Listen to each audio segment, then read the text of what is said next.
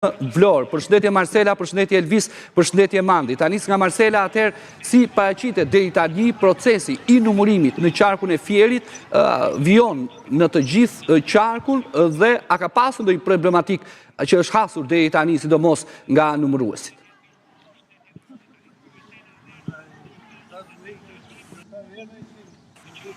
Atëherë përshëndetje edhe njëherë në studio, vijon pa ndërprerje procesi i numërimit të votave në 3 KZZ e Bashkisë Fier, 58, 59 dhe 60 ku ne jemi pozicionuar aktualisht. Procesi i cili ka filluar që nga mesnata dhe ka vijuar pas një lloj incidenti apo problematike deri në këto momente ku sipas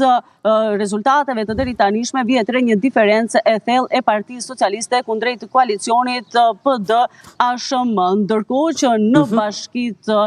Patos, Mallakastër dhe Roskovec ky proces është ndërprer që në orën 8 të mëngjesit të sotëm për shkak të lodhjes së numëruesve, proces i cili do të rifillojë pas mesditës. Sipas burimeve të informacionit në KZZ-n e Bashkisë Mallakastër dhe të Bashkisë Roskovec, ky proces i numërimit do të rifillojë në orën 12, ndërsa në KZZ-n e Bashkisë Patos në orën 15. Kujtoj që kjo KZZ pra e Patosit është edhe bashkia e parë, pra KZZ e parë aty ku filloi edhe numërimi i votave për herë më herët, pra krahasuar me KZZ e bashkive të tjera. Është një KZZ pra ku do të numërohet në edhe votat e të burgosurve të Fierit. Ndërkohë dua të theksoj pra se ka një diferencë të thellë votash ndërmjet Partisë Socialiste, e cila sipas të dhënave të deritanishme është favorizuese, kryesuese me 65% të votave kundrejt 25% të koalicionit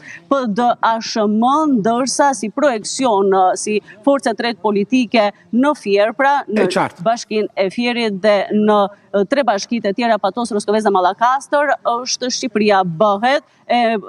e ndjekur nga Partia Mundësia dhe PSD e Tom Doshi. Ndërkohë ka patur edhe një zhvillim tjetër, pra Drejtoria Vendore e Policisë Fier ka dalë me një njoftim zyrtar për sa i përket ndalimit të Pandeli Bozhës, babait të kandidates Limonera Bozha e PSD-s, pra të Tom Doshi, ndalimi i cili është kryer mbrëmjen e dielshme, ka përfunduar në spital. Pandeli Bozha për krim zgjedhor, pra dhe më pas është dërguar sërish në komisariatin e Fierit, pikërisht në njoftimin e sotëm zyrtar. Policia e Fierit ka bërë me dije se specialistët për hetimin e krimeve ekonomiko-financiare, pra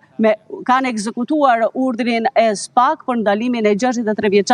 Pandeli Bozha, banues në Pordës, pas një hetimi pra 1 mujor ka rezultuar, pra dyshohet se ai ka dhënë shuma parash kundrejt shtetasve të ndryshëm për të blerë vota në favor të kandidates së një subjekti politik, më konkretisht të vajzës ati Limonera Bozha.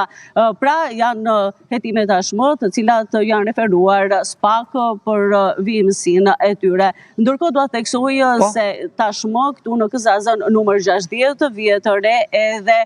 prania e kandidatëve, vetëm pak minuta më parë ka qenë deputeti i Partisë Demokratike Luan Baçi, i cili është faqur pranë kësaj KZZ, apo ka mbërritur kryebashkiaku Armando Subashi, por edhe disa kandidatë të tjerë, ndërsa drejtuesja politike e qarkut Belinda Balluku ka qenë rreth orës 3 të mëngjesit dhe ditën e